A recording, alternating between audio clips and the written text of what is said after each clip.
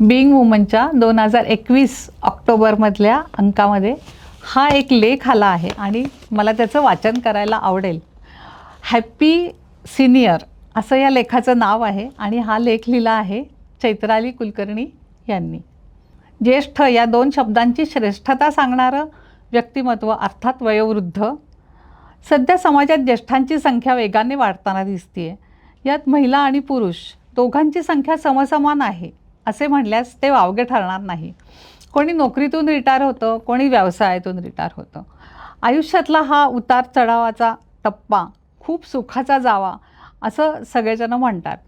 आधुनिक काळात उदयाला आलेली विभक्त कुटुंब पद्धती किंवा अर्ध्यात झालेला जोडीदाराचा वियोग, मुलं परदेशी असताना एकटं राहायला लागणं, अशा अनेक कारणांमुळे शहरी भागात आज एकटे राहणाऱ्या वृद्धांची संख्या खूपच आहे.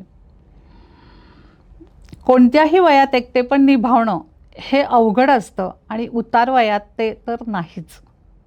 अनेकदा अनेक जण मुलांच्या सुखात सुख मानतात आणि स्वतःचं मन रमवण्याचा प्रयत्न करतात. पण सगळ्यांनाच हे शक्य होतं असं नाही. आपल्या वयाबरोबरचं कोणीतरी आपल्याबरोबर असावं, काहीतरी सुखदुःखाच्या गोष्टी बोलाव्यात, एखादी गोष्टी शेअर करावी, नाटकाला जावं, सिनेमाला जावं, दोघांनी आपल्या वयानुरूप आपल्या गप्पा गोष्टी व्हाव्यात असं प्रत्येकाला वाटत असतं मनातून.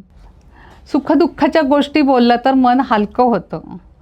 तर ह्याच गोष्टी हेरून पुण्यातल्या माधव दामले यांनी एक ज्येष्ठांसाठी आगळावेगळा उपक्रम चालू केला. हॅपी सिनियर ह्या उपक्रमाचं नाव आहे आणि ज्येष्ठांना सुविधा पुरवणारा हा उपक्रम माधव दामले यांचा.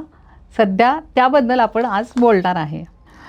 समाजाचा काही विरोध पत्करून, काहींचा सपोर्ट मिळवून ज्येष्ठांचे पुनर्विवाह करण्यापासून ते लिव्ह इन रिलेशनशिपपर्यंत ही सगळी धुरा ते सांभाळत आहेत. 2010 साली वाई येथे परंपरागत वाड्यात त्यांनी स्वामींचे एक मंदिर बांधले.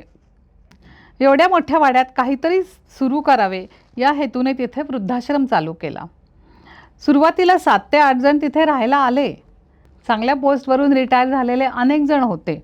प्रत्येकाच्या व्यथा वेगळ्या, प्रश्न वेगळे. ते पाहिल्यावर माधव दामले यांनी विचार केला की 50 वयानंतर पुढील जीवन त्यांनी जगायचं कसं. आपण तरुणांना जोडीदार मिळवून देतो, तसं ज्येष्ठांना दिलं तर. यातून संकल्पना उदयाला आली ज्येष्ठांचे पुनर्विवाह. समाजातून खूप विरोध झाला पण दामले सर डगमगले नाहीत. जवळपास आत्तापर्यंत त्यांनी 55 जोड्या पुनर्विवाहित केल्या आहेत.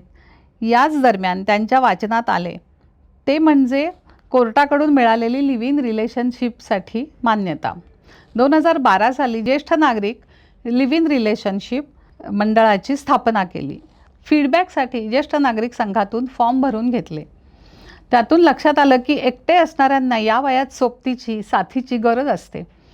सुरुवातीला ही संकल्पना समाजात रुजू व्हायला वेळ लागला पण आज हॅपी सिनियरचे 300 जण नोंदणीकृत सदस्य आहेत.